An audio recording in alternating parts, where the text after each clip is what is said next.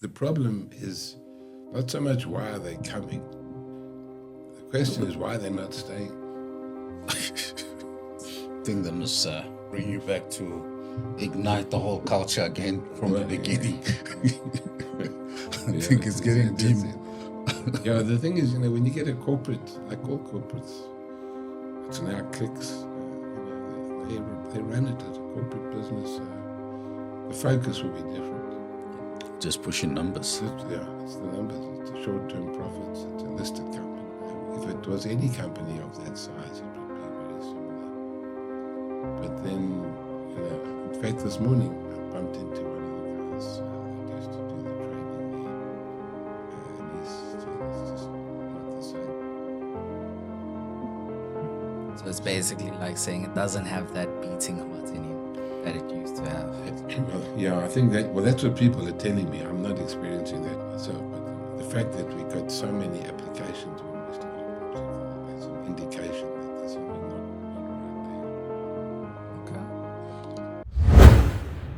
Okay. Welcome back, everybody. Welcome back to another episode of Off the Clock. How do you deal with stress? How do you handle that? Coping mechanism that I have is I go for a run.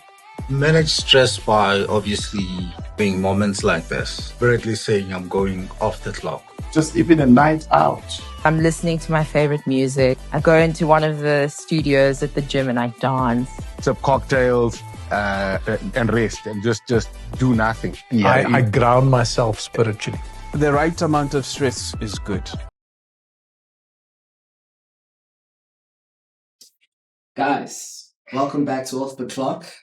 Today, as usual, we always have special guests with us. And today, no prize for guessing who this is. And I'm sure all the ladies should know who he is. It's Ian Fuhr. He's the man who created the illustrious Sorbet. Everyone goes, that's like the go-to nail parlor, place to do your nails, massage, or if you want massage, all those things there. So today, Ian, welcome to Off the Clock. Thank you so much. We're happy to have you, and over to you, Dan. Yeah, again from me, welcome to Off the Clock. And normally in the Off the Clock style, we don't really introduce you. We give you a chance to introduce yourself the way you like. If you want to dramatize your intro, over to you. Yeah, no drama from me. So I'm just a South African trying to do his best. Okay, that's all. No big drama here. No drama. Yeah, feet on the ground, reach for the stars, not the other way around. So, Ian, for somebody who kind of knows about you, knows your product, you're a legend. For me, you're a man who's living two lives at the same time. For what you've done, created the brand, and I saw the other day you opened a store in Four Ways, Popsicle. Yeah. But before we get there, I just want to understand a little bit about how it all started with Sorbet, where you come from. Yeah. If you married with a lot of children, 3 children, 7 grandchildren. Oh, okay. Yeah. And just in terms of Sorbet, how did you start this? Yeah. So in order to understand the Sorbet story, there's a bit of history that goes before that. Okay. Because I've been what one might call a serial entrepreneur since I was 22 years old. So next year it'll be 50 years of starting and running businesses. And it was originally in the retailing sector when I was very young. 22, my brother and I opened a business called K Mart. Okay. In South Africa. We copied the American concept. K Mart was a big business in the States. Yeah, I remember. Yes. And my brother came back from America and he told me, listen, we're going to open this business here in South Africa. And I said, which one of us is we? And he said, he pointed at me. And I had just very successfully dropped out of university at the time. And I was Successfully? but hopeless at the time. And I knew nothing about nothing. I was working for Gallo Records on the job there. And then he said, let's open this business. Gala Records, what are you doing there? Yeah, I was just working in the retail division. Because on the side, I was a singer as well. I used to sing in cocktail bars and funny things. Anyway, I mean, were you really good or you I was very pretty quickly? average. But it was fun, It was like wine, woman, and song. It was good. Did you have a go-to song that was always a hit? I mean, I was like a Cat Stevens fan in those days, to the country music and that. And then after the retail, the retail K Mart story is a story on its own. It's a long story, but it was where I started to understand, because when we opened K Mart originally, I was the only white guy in the whole business. So it was all black staff, all black customers. And I was completely out of my depth, hopelessly out of my depth. Too young, too white, too stupid to really know what was going on. And we opened this business, and it was chaos. We opened in 1976, a couple of weeks after the Soweto uprising. Oh, what a time. Yeah, we hell of a time to open. We had all kinds of drama when we opened, because there were too many people in the street, and the police thought we were having another uprising there. Oh, wow. They came with their dogs and their guns. No, it was hectic. So it's just like a version of Black Friday? Yes. It was indeed like a trial run for Black Friday. But I also learned, so I didn't know how to handle it. I didn't know how to communicate with my staff. I was, as I say, I was just very naive. And so I got this one guy. His name was Ralph Mamela. And he became a kind of a mentor to me. And I asked him, please help me, man, because I can't communicate. I don't know what to say to these people. My background was very much privileged suburbs, Jewish upbringing.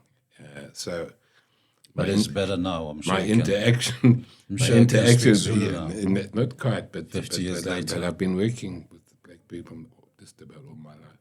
Anyway, so he helped me, and then one day I'll tell you a little story if there's time. I don't know if there's time for a few anecdotes. Yeah, a lot of time. Okay, so one day, then of course you might remember the consumer boycotts in those days. Yeah, a sting. We're not buying. Yes, we're not buying. So we were a white-owned business, and we were being boycotted at the time because they were discouraging black people from buying at white-owned stores. Yeah. And even though I was the only white guy there, we were still a white-owned store. And they were blockading our store, and they were doing all kinds of stuff. So it was a bit hard.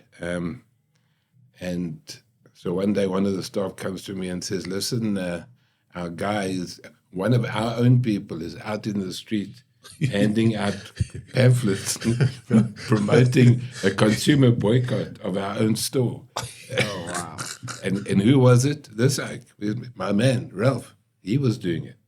The guy who was supposed to be helping me. So I felt mentor. My mentor. I felt very betrayed by that. I screamed and shouted at him. And anyway, I called him in. And in those days, you could fire people. It wasn't a problem. We didn't have all the labor laws like we have now. This is a long time ago. And so he knew he was going to be fired, and I also knew he was going to be fired. But then he said to me, just before I fired him, he said, listen, can I say one thing? So I said, yeah, no problem. He says, I just want to say thank you. I appreciate the work here at K Mart, and it's all going nicely. But my problem is not in the business. My problem is outside. What's happening in the streets, what's happening outside. Every day, on my way into work, my way home, either me or my family or my friends are being harassed by the police. Sometimes we get arrested for not having our bloody dompas and all this stuff. Yeah. And we don't know when we're going to come home. Our parents can't find it.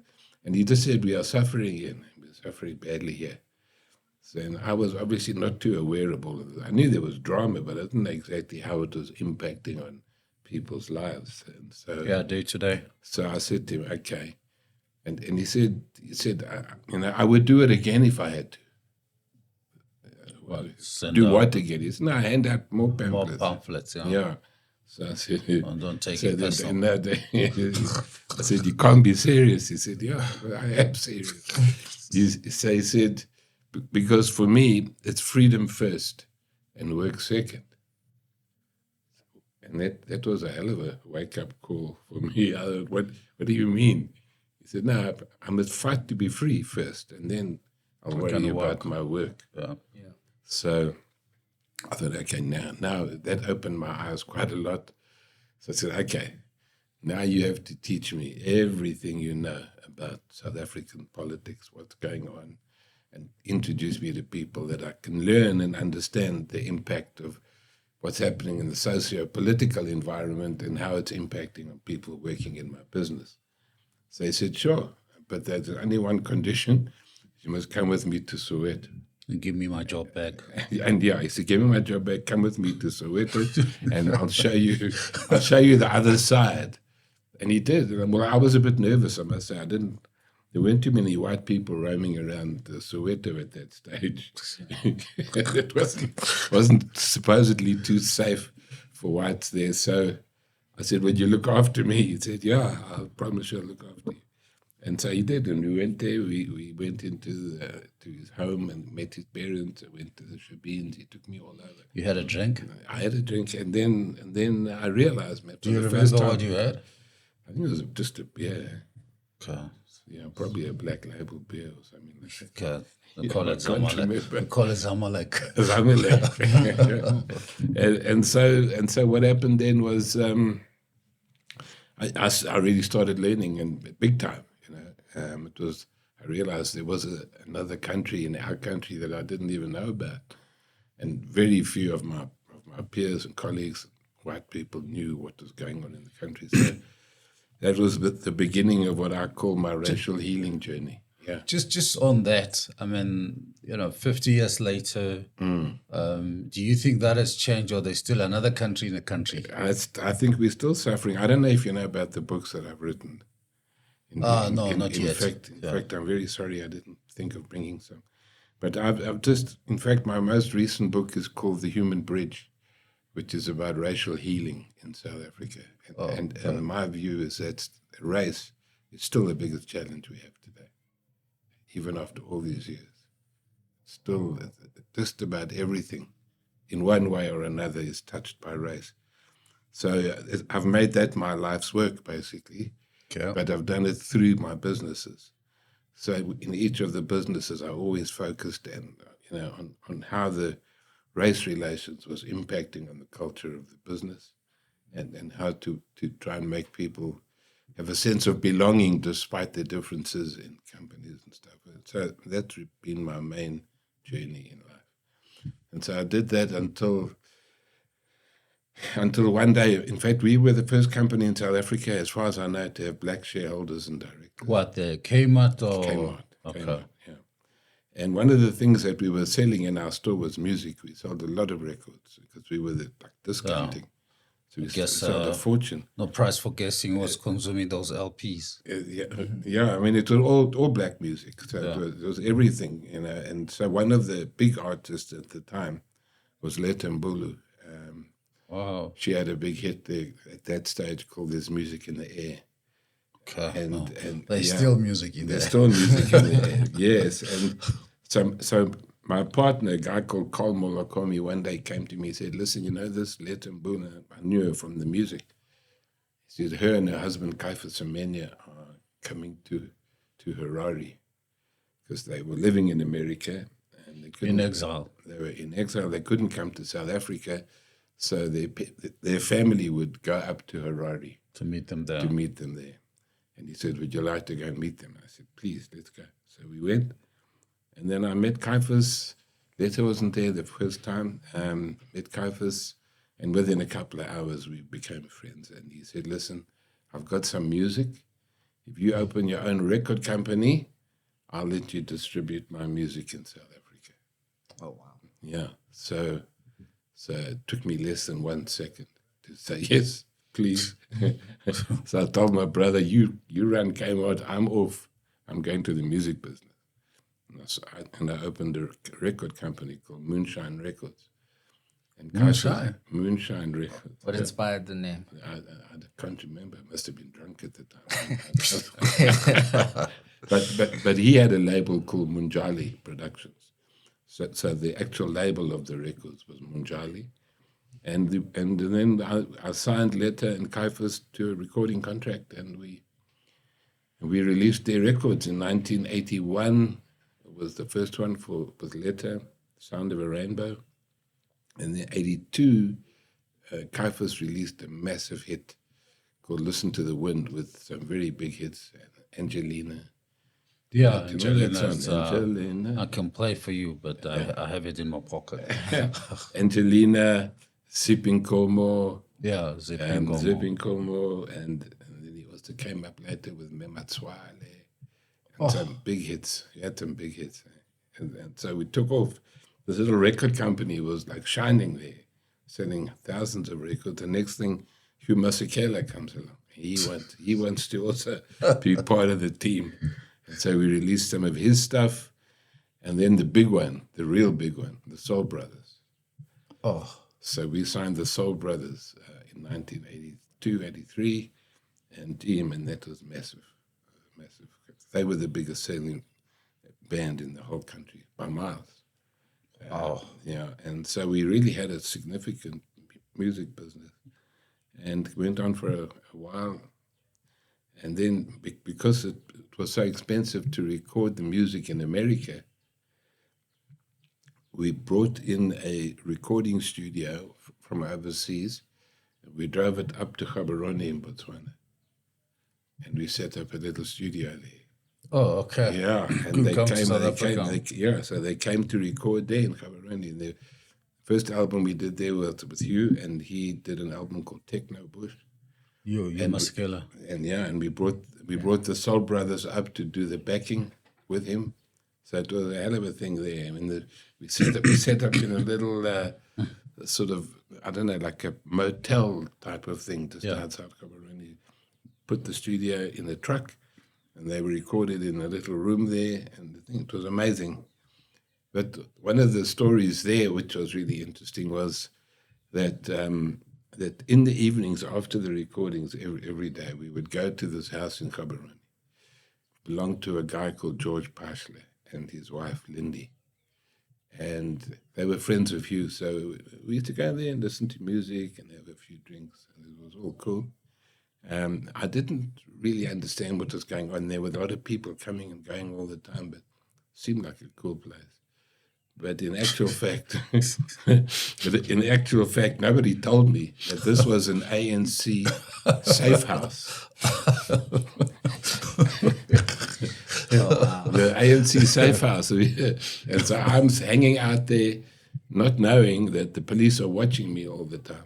It was just and when I go just back, a businessman making music. Yeah, making music, and then when I went through the border, they stopped me and they interrogated me, and it was quite a story. Anyway, so how did they interrogate you? Yeah, no, they stopped me, and I would spend an hour there asking me, why am I singing Masekela? Why am I doing this? Why am I said, I'm just making music, just exactly what you said. so yeah, but it was, but the real drama happened a little bit later. A few weeks after the album was finished, I was back in Joburg, and Hugh was back in New York. And the South African Defence Force, on a famous day in June 1984, 85, somewhere around there, they came into Botswana. You probably remember this thing. Yeah. And they blew out that house and killed all the people in it.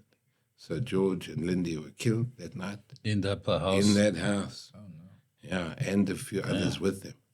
So that was a hell of a shock. And it really kind of shook me up quite a bit. So and just made me more and more determined to get involved. Studio? Yeah. They didn't blow your studio? No, the studio was in a different place. They left the studio. But immediately we took the studio back. We thought that's the next target. So we took it back to Joburg and we shut up the whole thing. Yeah, that was a real tragedy, I must say. And you went straight to Sorbet. It was rough, yeah. Now then I went back into the retail, And by that stage, I was now quite politicized. When I say politicized, I never became an active, I didn't pick up a gun anywhere. But you just friends off. But I just started learning and understanding and challenging and doing things. We challenged the apartheid system on several occasions. I ended up in John Foster Square being interrogated why we had black managers in our retail stores, which were in white areas, that kind of stuff. Because we had these record bars that we opened all over the place. So we were selling music, but they wanted us to have a white manager. I said, how do you have a white manager selling music to black people? Doesn't work. I don't understand the music, and that was a long story. and yeah, I could go on for hours about all of that stuff. But the bottom line was that we started to employ people that were in politics. So one guy that worked for us was a guy called Letsatsi Mosale. Okay. Letsatsi was high up in the BCM at the time, the Black Consciousness Movement. Yep. And he became a proper mentor for me. He taught me everything. And he got me Steve Biko's books, and he got whatever he could find to teach me about this. And then one day he comes, he introduces me to a guy. He says, this guy here wants a job. I said, okay. He said, but it's a problem. He's just come out of prison. so I said, what's going to happen? What do you mean he's out of prison? No, he's the leader of a Zapo. His name was Labon Mabaso, and you might remember that name. Yeah, I remember the name. Yeah, Labon, yeah. He came to he's banned, so he can't attend public gatherings, but he can work in the shop. Yeah. So he became our dispatch manager in the day. In the day, and at night he was plotting the overthrow of the government. It was interesting times. Wow. Anyway, yeah, so we went on there, and then eventually, with all of the stuff that was happening and my focus on race, I then left and went and started a business called Labor Link, which was a consultancy on racism in the workplace. And I started to go out trying to get work as a consultant in the public companies, but they laughed at me. So what is this guy, the white guy coming in trying to teach us about the racism? Anyway, so I thought there's only one way to get in. I couldn't find a way to get in, and I was determined. So I came up with the idea of using theatre, industrial theatre, because it was called industrial theatre eventually. And so we were the first people to do that, and we created a play about racism in the workplace. Wow. And it was with 2 actors, and it was quite humorous, so it was kind of made it a little bit more palatable. The messages were strong, but the entertainment at the same time. Also big. So, yeah, and we showed that for a number of companies, and that took off. We had two well-known actors there. One of them, I'm sure you know, Selo Makenkube. Yeah, he's still around. He's still around. Yeah. He was our actor in that first play. And another guy, a white guy, who in Cape Town, if you ever listen to radio in Cape Town called Cape Talk Radio. He's still there? His name's John Mathan. Oh, yeah, another name. Yeah. So those 2 guys were our actors in the 1991, 92. And we started going around with them all over, and the companies loved it. They loved it. And the next thing we were in, and then I was consulting for the next 7 years. I consulted on race in this company. Labor Link, yeah. Oh, there's a Labor Net. Lots of stories there, but we don't have time for all of them. So, yeah, and that really was a very interesting time, very challenging, but also very stimulating and really interesting. Keep learning. It just kept learning and learning more and more about the challenges we faced. So Sorbet came in the 90s?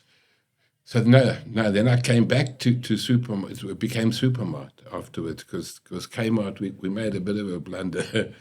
Because when I was 22 and we opened K Mart, I didn't know anything about trademarks. So we just used their name without registering it. And then to make matters worse, we used their logo as well. Took the name and the logo. It was just copy paste. Copy paste, exactly. And then we were running this stuff, and then they found out about it, and they came with their lawyers, and we thought we could defend it because we'd been doing this for about 12 years by the time they came. But we lost hopelessly, and we had to change our name to Supermart. And so Supermart carried on. So after the music and after this, I came back to Supermart after labeling for a few years, and then we sold it to Edcon in 2003. So you made a lot of money. We made a bit of money, but they then rebranded that business. You know what they called it? Jetmart. Oh, okay. So you know Jetmart. Yeah. That was Supermart, which was K Mart, which we opened in 1976. Same business. Yeah, that one. Interesting story. Anyway, so we sold that, and then I'm lying on a massage table one day, not working, got nothing to do, thinking of something, but what am I going to do next? But you're getting massage. I'm getting a massage, a legitimate massage. Okay. So the woman is doing the massage. She says, why don't, because I was talking to her, I'm looking for something to do. She said, why don't you look at the beauty industry? She says, there's a gap in the market. So I asked her, is there a market in the gap? And she said, yes. There are no beauty salon chains in South Africa, not one branded chain, a national chain. So I said, okay, that sounds interesting, a bit of a challenge there. I knew nothing about beauty. I mean, really less than nothing. I thought a Brazilian was a person who lived in Brazil. Really. Literally. Literally. And when Hollywood was a place they made movies. I mean, and anyway, I learned about bikini waxing and highly educational. and so we went, and I bought up with the money I'd got from the Edcon deal. I bought 5 outlets, beauty salons, independent salons, and then learned the business, and then rebranded them Sorbet, and launched it in 2005. Which was the first store? Bedford View. And interestingly, the first popsicle was also in Bedford View. Oh, okay. That just like by pure coincidence. It's not planned? Just happened to have a space there. Yeah, it was just that was the first one that we could get. Maybe there's good luck in Bedford. Yeah, maybe. Yeah, so good. Are you from there? No, I live in Morningside. But originally, where are you from? Vanderbilt Park. Oh, I was born in Vanderbilt Park. Oh, you're from the Vaal. From the Vaal. You know, people say, why were you born there? It's a strange question. It's like they're asking the wrong person. Yeah, so I said, because I wanted to be close to my mother. She was there at the time. Yeah. Anyway, so but I left when I was 4 years old because my father was one of the founding directors of Russell Furnishers. Oh, the furnishers. Russell's, yeah. And he introduced Joshua Dore to South Africa. Bear furnishers. Not Bear, no, Russell's. And he introduced Joshua Dore. So I had a father in the furniture business. The uncle. Yeah. Not the uncle, I had a father. But it was the uncle. Yeah, the uncle. Anyway, so I went, and I grew up in Joburg after that when I... What, Orange Grove? No, I lived in Emerentia originally. Oh, yeah, okay. Emerentia, and then moved to Birdhaven. And, went to a Jewish school in King David. So, and then we opened up Sorbet, and we just wanted to be different, So the brand Demologica, I mean, you started by saying your brother brought the whole concept of K Mart from the US. Yeah. And I mean, I saw Demologica is an American product, right? Yes. Because when I made many trips to America and many states, I was able to see the product there. Yeah. It's not that big there, but it's big enough and good enough. Yeah, they do well there, but it was huge here. And in fact, we selected that as one of our skincare brands. Mm-hmm. The other one was Environ. And Dermalogica, at one point in time, we were doing about 50% of all the Dermalogica sales in South Africa, just in Sorbet. Oh, okay. Yeah. And then it took us a long time to franchise. We planned to franchise a lot sooner. But we thought we'll open 4 or 5 company stores and then franchise. Nobody was interested in franchising. They couldn't see the money. It took 4.5 years before we got our first franchise. Okay. Where was the first one? The first one was in a place called El Corra in Northcliffe, and the other one was in, what's that place past Four Ways? I can't think of the name. Past Four Ways? Something with a B. Broadacres. Broadacres, thank you. Broadacres, yes, that was the next one. But the first actual Sorbet was Bedford View, but the first franchise was there. And then it took us 22 stores to open, and then we got our first franchise after 4.5 years. It took us 4.5 years to break even in that business. Wow, you were relentless. Yeah, we were determined. Some say stupid, some say brave, some say just relentless. So we carried on, and then it started growing big time. We were opening 30 stores per annum, franchised. We were getting 40 franchise applications per week. At the one stage, it was really flying. And you were rejecting them? How were you vetting them? Sorry, just you want to ask a question? I wanted to ask, was there a particular store that was like standing out, doing the best among, like when you were obviously growing and franchising, like did someone actually, one of your franchisees, like in a way they got the location right of the whole thing and pulled a lot of people in? Yeah, there were a couple that really stood out. You're right, that sort of became almost like flagship stores. Yeah. There was one in Morningside Shopping Centre, was one of them. Bryanston was another one. And then when we started opening in Cape Town, we started to get some really big ones going. Like our biggest, I think even now today, the biggest Sorbet store is in Constantia in Cape Town. Oh, in Constantia. Yeah. Okay. That's where the money is, right? That's where the money is. And we also, it was quite interesting because people were always, our franchisees were concerned that we had too many stores too close to each other. Yeah, because I think so today, if I look at, by the way, I stay in Bryanston and I go to Nico, wait, that's how I'm looking so beautiful. Thank you. You had a Sorbet man. Yeah.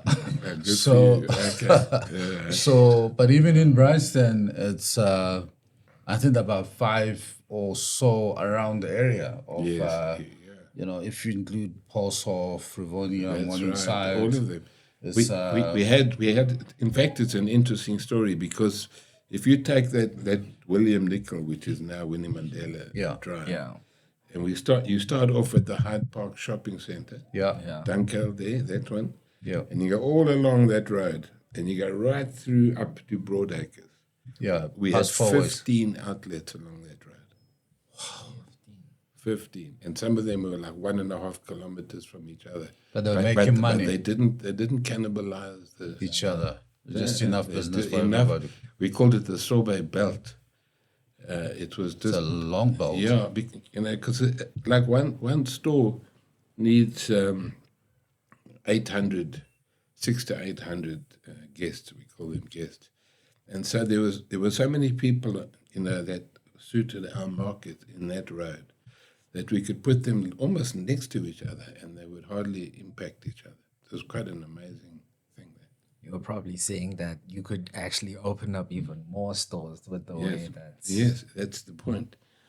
And of course the franchisees got very nervous, but until they realized that it wasn't really hurting them as much as they thought they would, and so they carried on doing well.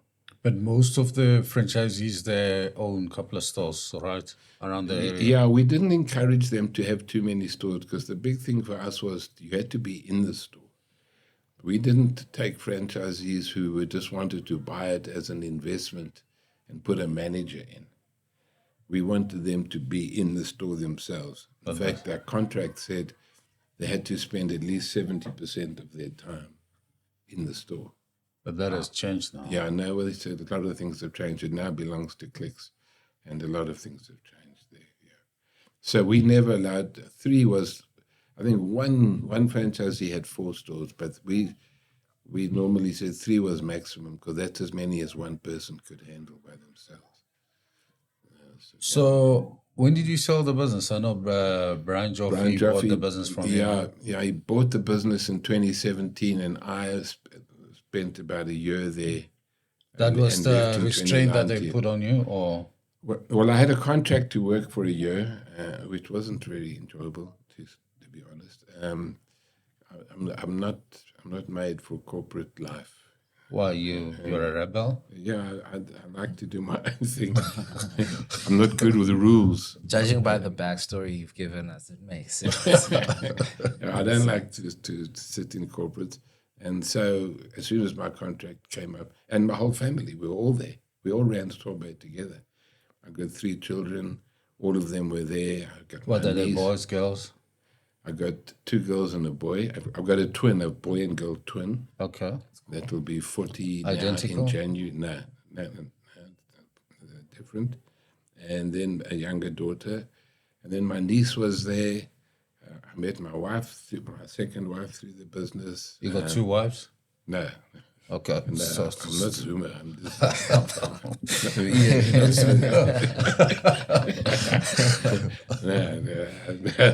just... I'm a straight guy. So, I got divorced, and this was my second wife, and she's also in the beauty industry. She runs beauty therapy schools.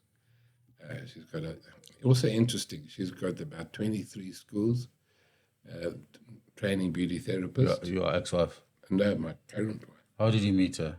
Through Sorbet, because she was going to train some of our staff. Do very high level of the details. How did you really meet her? No, serious. She sent one of her people. She was based in Cape Town. Okay. She sent one of our Joburg people to come and talk to me about opening a school. Okay. And so we eventually did that, and then we opened so we became a franchisee of her school. What, beauty school? Yeah, a beauty school. And then we had our own schools operating under her brand name. But what is the brand name? It's called BTI, Beauty Therapy Institute. Okay. But she's interesting for her. She's got 6 or 7, I'm not quite sure exactly, schools in Africa, outside of South Africa. She's got about 4 in Nigeria. She's got 1 in Kenya, 1 in Ghana. Wow. 1 in Namibia. I need to talk to her. Yeah. I just launched this book 2 months ago called Winning in Africa. Okay. Because I traveled to over 40 countries on the continent. Really? And it's called Winning in Africa, Your Next 8 Moves. So Amazing. Just sharing a little bit of fantastic on the road experience. So I'm sure she'd love to read that book because she's learning. She's learning fast there. So we all left at the same time. Was that the deal that you all leave? Take the money. Well, we all had 1 year contracts after the sale, and none of us really wanted to stay on in that corporate environment. And so we left, and that's when I started the Hatch Institute. Okay, what do you do there? Yeah, that's what I'm still doing now. So I took I need to explain to you what I really do for a living. All of this was just the cover. All of this was just like the foreplay, So basically from the beginning, as I said, I tried to focus on how to build a culture in the business where people felt that sense of belonging, because I realized that if you didn't have the sense of belonging, you didn't feel part of this thing, you're never going to go out there and serve the customers to the best of your ability. And that's fact. So, fundamentals. Yeah. So I was always very, very focused on culture. And when I started Sorbet, by the time I started Sorbet, I already had developed what I called a culture framework. Okay. So Sorbet started a little differently to most entrepreneurial businesses, because normally you'd get an idea, you'd build it a little bit, you test it, you pilot, then once it starts to show promise, you try and scale it. And then ultimately you realize, oops, we need a culture, because it kind of morphs itself. Yeah, but in this, it was the other way around. Yeah. I had the culture before I started. I knew exactly what the sorbet culture was going to look like before we even opened the first store. So that to me was my focus. I did all the induction training myself for every single person who ever joined sorbet. And that was now well over 3,500 people over the 14 years. I trained every one of them myself. So they understood our culture, understood our service philosophy, understood what our purpose was, and all of the things that went, and the strong link between culture and service. And it was so successful there at Sorbet that when I left, I started consulting on that culture framework to other companies, which I've been doing now for the last 6-7 years. And so with large clients like Sanlam and Santam and Investec, we do racial healing work, we do a whole lot of different things all together to help build cultures. Bidvest, I'm busy with. But when you started the business, did you always, you knew right then that one day you will sell it off? Yeah, I think I much more enjoy starting companies than running big ones, because by the time I left Sorbet, the total turnover of all of our franchisees was over R1 billion. And that's a big business now. And that's not my strength, is to run big businesses. So I'm more on the people side, and I like the idea of starting new businesses. That's why I'm quite excited now about this. You're a serial entrepreneur. That's what they call me. Yeah. So, quick question. Yeah. With the culture framework, looking back on it, especially like the K Mart days, what do you think you could have applied back then that you know now that you obviously didn't know back then? Yeah, that's a very good question. I think the philosophy and the link between culture and service, which I kind of knew a little bit about it, but I kind of developed it over the years and became much more focused on it, and also just how to deal with race. That was my big thing. Yeah. When I started out Sorbet, I went to a Dermalogica function. In the States? No, here in South Africa. Okay. They were launching a new product. And I just started. I was busy still buying up those stores, and I decided to go with Dermalogica as our main brand. So they invited me to come to this launch. I went in there, and immediately my first thing that I recognized was that all the women there, the salon owners and the salon staff that were there at that launch were white. And I couldn't understand this is a skincare business, all white. And so I said, I looked around, I saw a few black people, but they were mainly serving the food and the drinks. Cannabis. The cannabis. Exactly, walking around with the trays. So I went up to the manager, and I said, what's going on? We're the black people. And I was a bit angry already, so I got a bit cheeky, and I said, "Well, was there a transport problem?" Or a taxi strike or something? But where are they? She said, "No, there aren't any." I said, "What do you mean there aren't any?" She said, "No, this Dermalogica is an upmarket brand, and it's bought mainly by white women." And the white women prefer to have white skincare therapists working on their skin. I said, are you joking? She said, no, I'm not really allowed to joke. So I said, no, man, you can't be serious. That's crazy. She said, yeah, no, but that's what it is. And that evening, that night, and this was before we had even launched the Sorbet brand properly, I said to myself, hey, man, if we ever get this thing going, we're going to change that. And I suppose, looking back afterwards, that was one of the things that probably I'm most proud of at Sorbet, was that we literally changed the face of the beauty industry. because now no, you did. It was 90. It's now 90 to 95% black, and it's very, very successful. You did, but I mean, of course, when you look at it, it's like that. But what is the demographics of the owners today?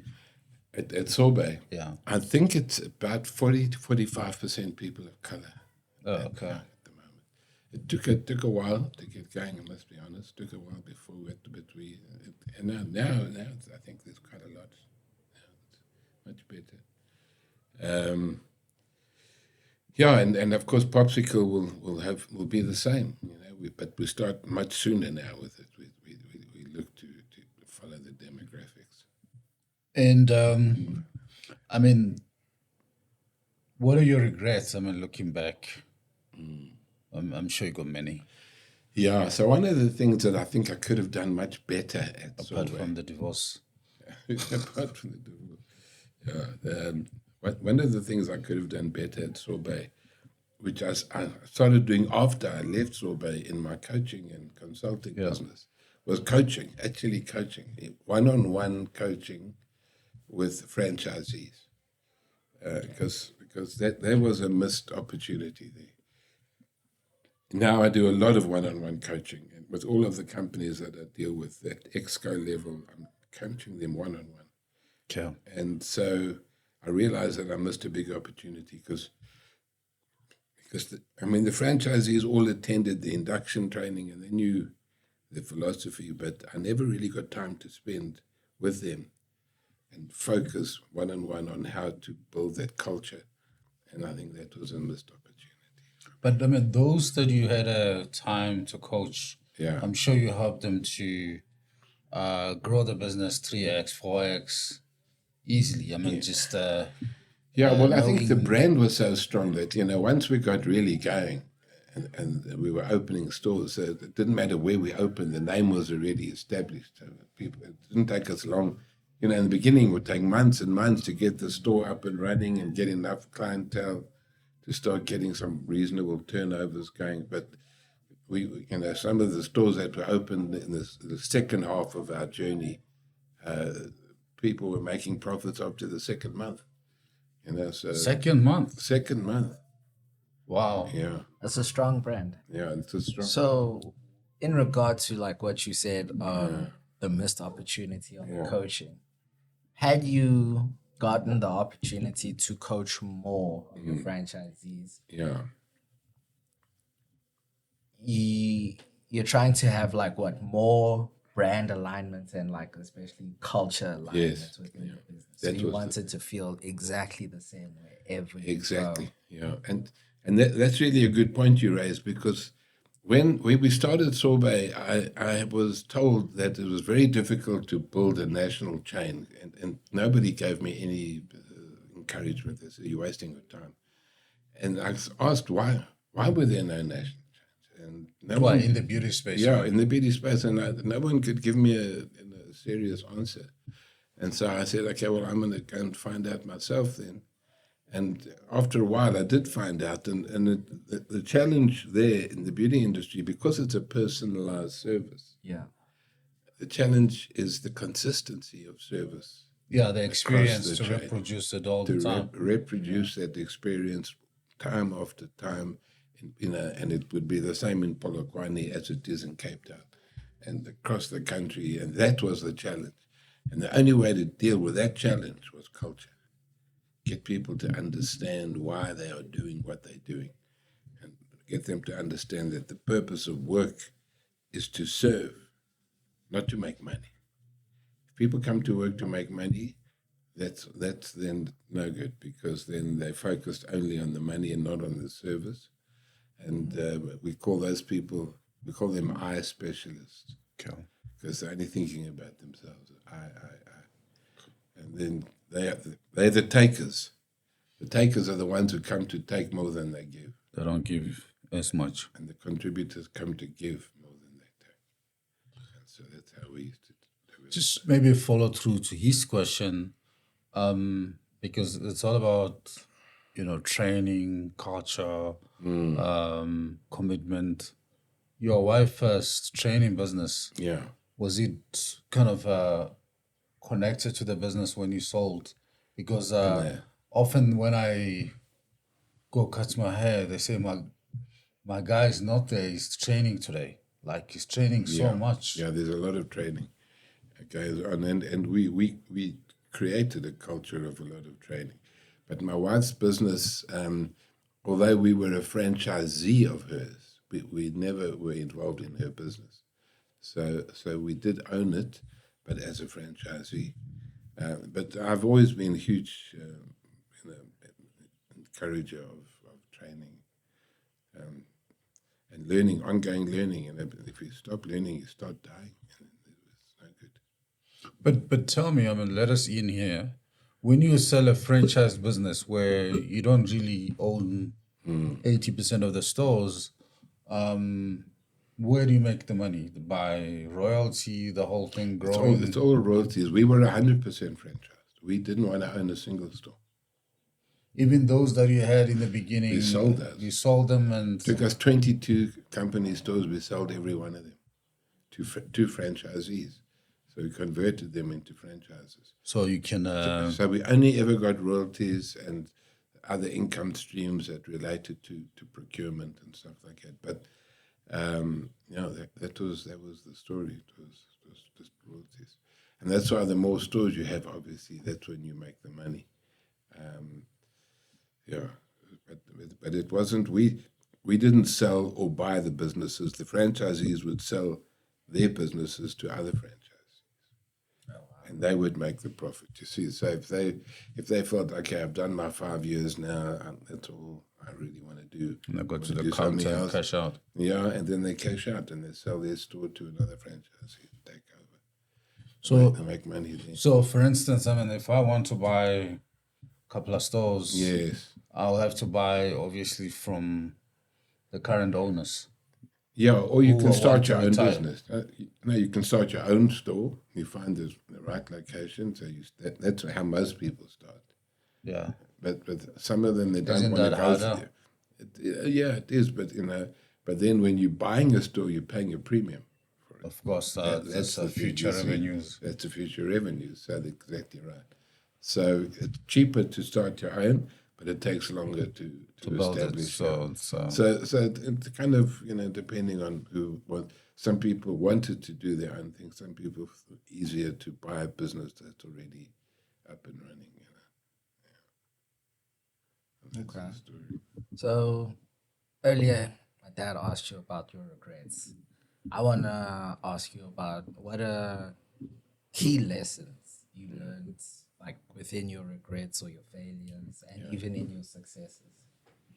Yeah, no, you always learn much more from failure than you do from success. Sure. So I had one huge failure. That was when I decided to take Sorbet to the UK. Oh, you tried that? Yeah, I tried. That was a disaster. Why did you do that, Ian? Seemed like a good idea at the time. Nobody stopped you. Yeah. In fact, we went to Dermalogica. We were in Dermalogica at one of their conferences in Las Vegas, and we asked the owners. There were drinks involved. Yeah, we asked the owners if you were going to open up a salon in a different country outside of South Africa, where would you go?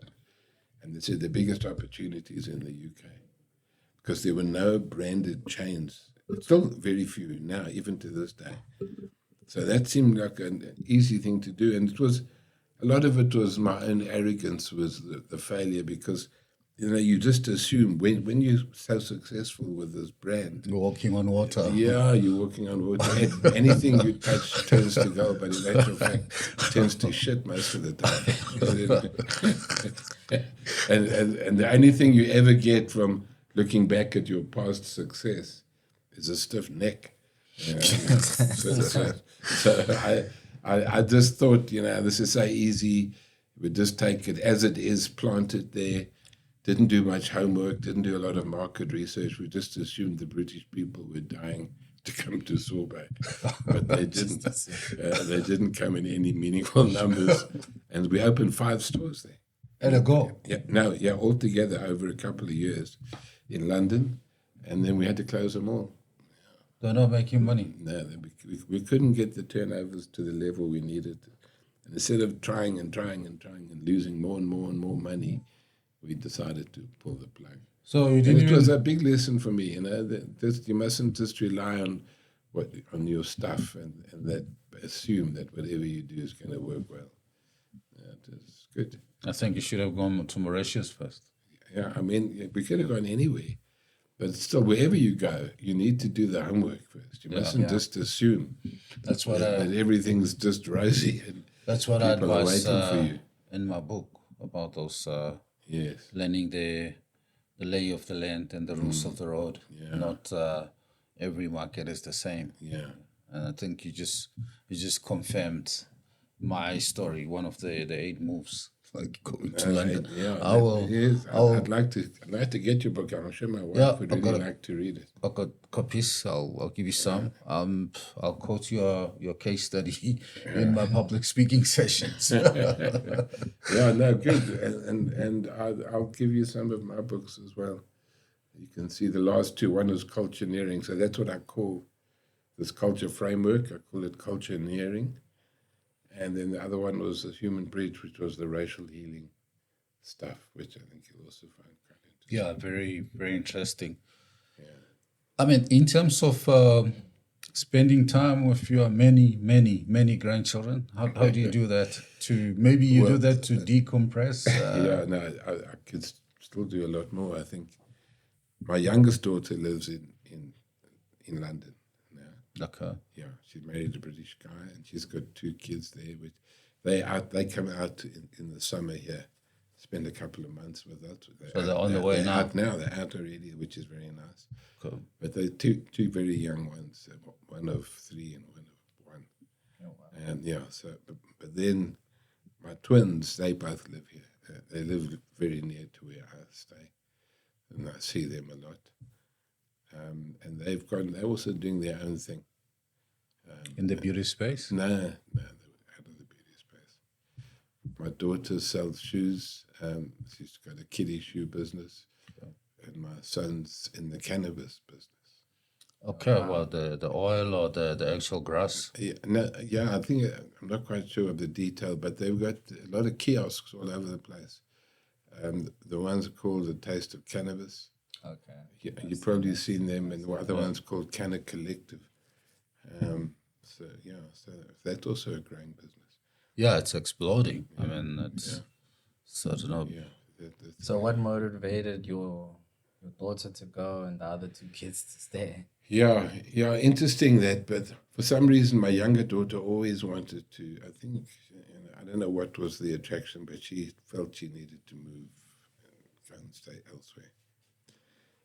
But she comes back a lot, you can't keep your children. You have to cut the umbilical cord. Yeah, must leave the nest. Yeah, they leave the nest. Yeah, but at least we get to see them quite interesting. Quite often, and so that's good. And how much sleep do you do? Not enough. Give me hours. Yeah, so number. I'm averaging between 5 and 6 at best. Okay, that's not bad. At best, but I'm up at 4 every morning. But I mean, if you go to sleep at 10, it's fine. Yeah, 10, 10, up at 4, working. By the time most people are waking up, I'm already had 2 or 3 hours work behind the belt. And I just get tired in the afternoon. I'm 72 now. You take a nap? I do when I can. Okay. When I've got time, I love my naps. I survive from one nap to the next. It is a bit of a strain, but I work hard. So maybe in the next year or 2, even maybe this coming year, I will start slowing down a little bit. But I mean, how can you start slowing down if you started a poppy cycle? Where are you taking that to? Excellent question. I'm supposed to be slowing putting down. fires everywhere. I'm speeding up, but I'm not working full time on the popsicle. Okay. Yeah, that's a part-time thing for me, and I'm still running the Hatch Institute. So it's just about being a bit more selective on the clients that I take on. and maybe just working a bit less time and looking after my health and my exercise, nutrition, all that stuff, which I've been kind of neglecting a lot. So I need to do that. And so this year, I think I'll do more of that with a bit of luck. Okay. So you have partners on the new business? Yes. So they're kind of the ones putting the energy and driving it. You're bringing the brain power, the guidance and direction for them. Well, what happened here was that these partners, they started the brand early on, as I mentioned. So they've been going for a while, and they're young and in their 30s, and they're dynamic. So I don't need to get too involved in the day-to-day stuff, but I look after the culture. So I do the induction training, the same stuff as I did before. You've done it, Sorbet. Same thing, because to me, that's the most important thing of all, is to make sure the culture's right. Because if you don't get that right, it's a struggle. So just one more question, and we'll really allow you a moment to revenge and ask us some few questions. The Sorbet guys, the guys who own Sorbet, are they not scared that you're gonna take back their customers? Because I'm already thinking about. I'm surprised actually, but there's a sense of panic there at the moment about this. Yeah, I mean, I'll panic if I'm them. I mean, you are dangerous, But I mean, they got 200 stores, and I got 2. So I don't know what exactly they're panicking about right now. I think they're panicking about the other 100 to come. But it's interesting though, because some of the people from Sorbet have come to us, and of course that's upset Sorbet. But the problem is not so much why are they coming. The question is why they're not staying. That is the question. And what is going on there that they're not happy anymore? That's what I would be asking if I was them. That's the thing, Makes sense. I think they must bring you back to ignite the whole culture again from the beginning. I think it's getting deep. The thing is, when you get a corporate, like all corporates, it's now clicks. They run it as a corporate business, so the focus will be different. That's nothing unusual. That's just the way it is. Just pushing numbers. It's the numbers. It's the short-term profits. It's a listed company. If it was any company of that size, it would be very similar. But then, in fact, this morning I bumped into one of the guys that used to do the training there, and he said it's just not the same. So it's basically like saying it doesn't have that beating heart anymore that it used to have. I think that's what people are telling me. I'm not experiencing that myself, but the fact that we got so many applications when we started Popsicle is an indication that there's something not right there. Okay. So normally we allow our guests some moment of revenge. You can ask us few questions and then we'll close it off nicely. Yeah, I mean, I'm obviously curious about what you guys are doing. Are you both working together for besides this project? No, it's just this. Yeah.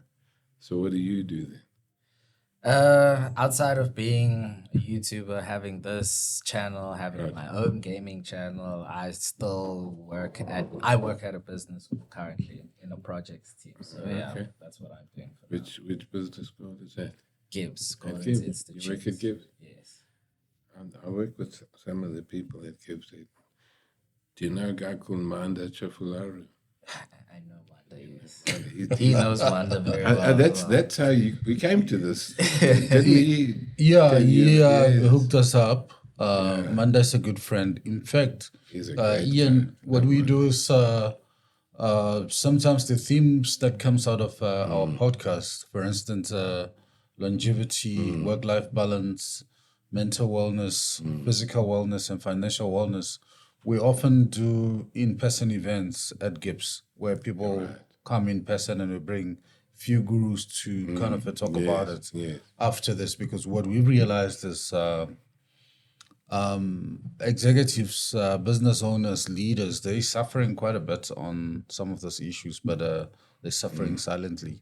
So just trying to amplify them so that corporates and individuals are aware to, look after themselves. In a day, they say 24 hours. You think about the 8 hours, the 6 to 8 hours that you sleep, the other that you kind of commute or do stuff that you like. And most places allow you to only work 8 hours. So how you manage that, those 8 hours of the day is, a big thing for us. Right. I mean, I know you got more because you sleep 5 hours. So maybe, you got probably about 11 hours to play, commute, eat what you like, exercise, take a nap as well. Yeah, nap is the priority. Everything else comes second. I shouldn't be working this hard at my age, to be honest. But I can't stop. People say, "Why don't you retire?" I did retire for an afternoon nap, and then I carried on. I just can't see myself doing nothing. It'll kill me. Yeah, because I think the stuff that you do, the passion for the culture, for the stuff that you do, coaching, keeps you alive. I mean, and going, I think. And someone said, when are you retiring? I said, I'm not retiring, I'm rewiring. That's what I'm doing. Let's make that into a book. Make that into a book. Don't retire, rewire. Yeah, exactly. Yeah. Cool. Any more questions? No, not really. But I mean, I'd like to know a bit more outside of this when we're offline about what you guys are doing. Interesting. Very interesting. Cool. So, Ian, thank you very much for making the time to go off the clock with us today. I hope you enjoyed it as much as us. Meeting a man of your stature, the legend himself, it's been great for us. I'm not mad about that name. Legend. That's more like other big names.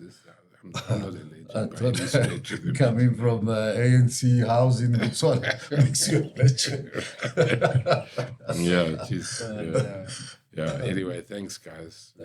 Thanks for inviting me. It's always good to meet new people.